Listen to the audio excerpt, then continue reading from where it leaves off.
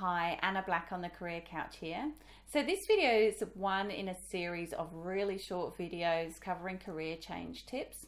So if you're thinking of a career change or you're just a little bit unsure of your future path in your career, then listen in because this may well be very helpful for you.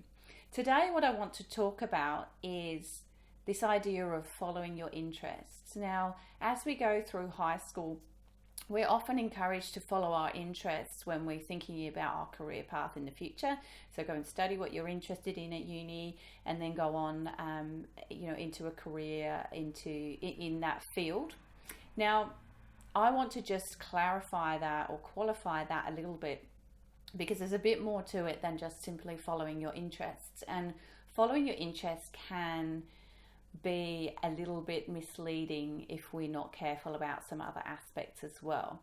So to do this, I want to give an example. So if you think, for example, that you are interested in working with animals, then your mind will immediately be drawn to perhaps following a career path to be a vet.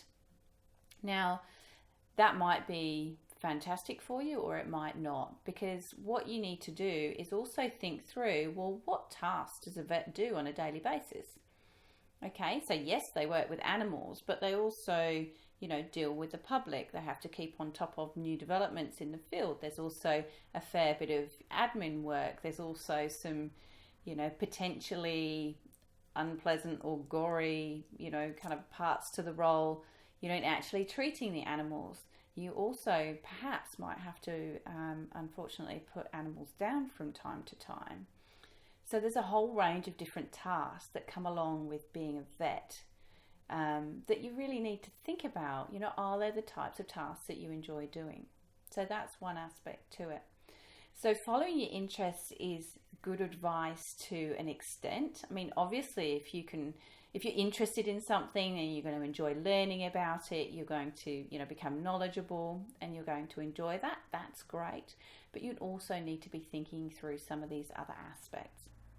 So I just also then want to take a moment to talk about the model that I use with my career change clients. And I call it the Clover Model. Because it looks a little bit like a 4-leaf clover. There's 4 different aspects to it that I go through with my clients. And the first one is exactly what I'm talking about here. So exploring the tasks that you enjoy doing. I also explore the field of interest, so what you're interested in. On top of that, I also explore the environment that you want to work in. And finally, motivation. So what motivates and drives you? What are your values? Okay, so there are 4 different aspects I look at rather than just the one when I'm working with people, and helping them figure out what their ideal career is. So I'll just go through those once again. So tasks, environment, field of interest, and motivations and values. Okay, I hope that's helpful.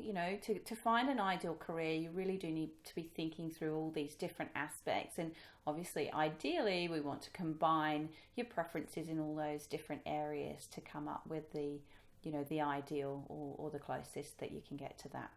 I hope that's helpful. Keep an eye out for other career change tips being posted soon, and I will see you soon.